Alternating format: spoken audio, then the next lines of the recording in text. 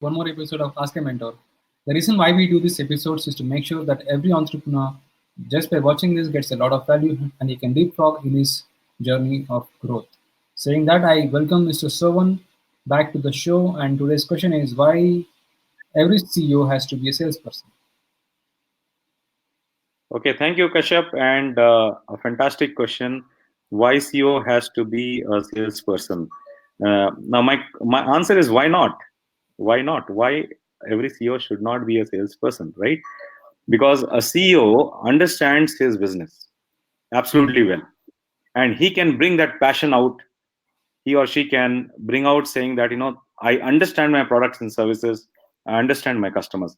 If Hmm. CEO doesn't understand the customers, who else will understand the customers in the entire organization, right? So the CEO has to be the first person to understand the customers. That's the key here. Now, every top CEOs in the world, right, they have been salespeople. Hmm. They have been doing sales. Okay, and because they understand customer really well, and that is why they have risen up to that particular position, they have been able to run businesses, right? Now, this question which came up, and we were having a discussion today in the afternoon. Does it really matter if CEO has to be doing sales, or CEO should be sitting in an AC room and instruct their team saying that you go and do the sales? I say that when the people come back to the CEO and say that I'm not able to get my sales, customer don't listen to me, what will the CEO answer? What will the CEO say? If CEO has not done the sales, then what will he say to the sales heads, Yeah, I right? think So that's how? if the CEO is not experienced, if he's not himself done it, he will get into the blame game. You guys are not efficient. You don't know what to do. Then talking about Absolutely. solution. True, very true. And CEO will not be able to give this right solution.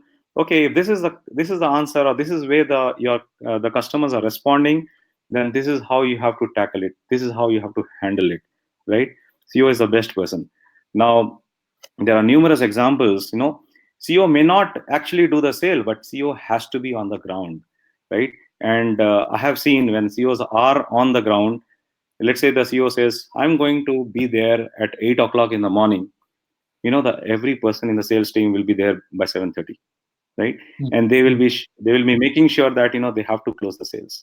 Now, just by having your company's senior people being present there, the sales happen. The sales go on. And in that process, it's an amazing opportunity, fantastic opportunity for the CEO to teach the salespeople on the ground as to how sales have to be done. Now, when they are on the ground, they are also telling that the most important activity in any organization is to generate revenue, right? Hmm. Because that is what matters most. Now, if money is not coming, nobody gets salary, the company does not grow, right? And nothing moves. Hmm. Absolutely. I think typically Right? what happens is a lot of CEOs are stuck in this zone of let me manage the company. I am the operations guy. Let me operate it better. Yes, it is important. But I think beyond that, as you said, if the revenue is not coming enough, and if the CEO doesn't know the reason why it is not coming enough, then he may not be the right CEO in the first place. Absolutely right. And there was a follow-up question to this, saying that how do I motivate myself? How do I motivate myself to go and talk to customers? What do I do? Hmm. Right? And what I told is that you have to step out of the house. You have to step out of the house as early as possible. Be on the road. Hmm. Moment you are on the road, moment you change your inertia, right? You will end up talking to customers. You will end up meeting customers. You will start fixing appointments, right? And that's the most important thing, is to push yourself. Just step out of the house, be on the road, and start calling customers, and you will start lining up more and more customer meetings. And here the magic number is 5. If you're able to meet 5 customers every single day, right, Hmm. you can be the best salesperson. 5 Hmm. customers every single day consistently. If you push yourself to meet 5 customers, top CEOs, they meet minimum 3 to 5 customers every single day. Hmm. And I remember you telling me that your the CEO of Infosys, he would spend a lot of time in Leela Palace every evening. You want to tell more about that? Right. So that's place like Leela Palace. Most of the CEOs will be there in the evening because they want to ensure that they meet other CEOs, Hmm. during the dining time, right? Hmm. And that is a place to network. That is a place to collaborate, grow, right? So Hmm. Hmm. CEOs, after finishing the work, they are out. They are going to meet their customers. They want to spend time with them. They want to understand the entire day they have spent for the required company management operations.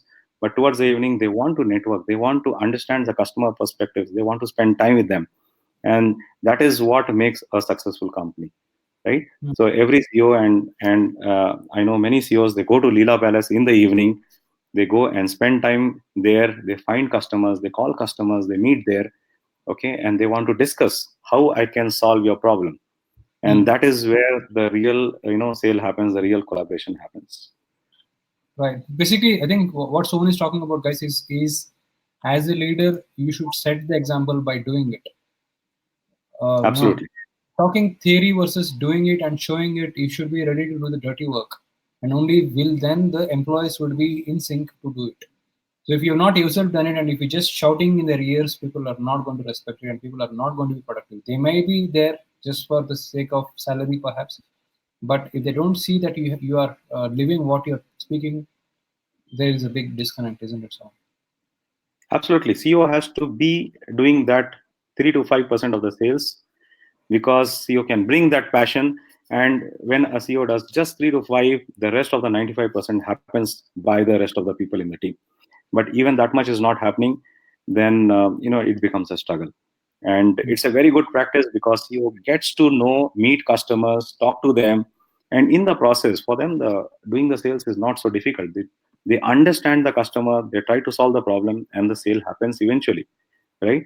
And they can use these examples to teach their organization, their sales team, how to do closures, how to meet customers, how to build that trust and relationship with your customers. And who is a better person than the CEO himself building that relationship and trust with the customers, right, in the organization? Hmm. Right. So we learned a lot of things today. Like I think the role of a CEO, the role of an entrepreneur to start with, is to be a salesperson. You're not here to build products. You're not here to run the internal stuff.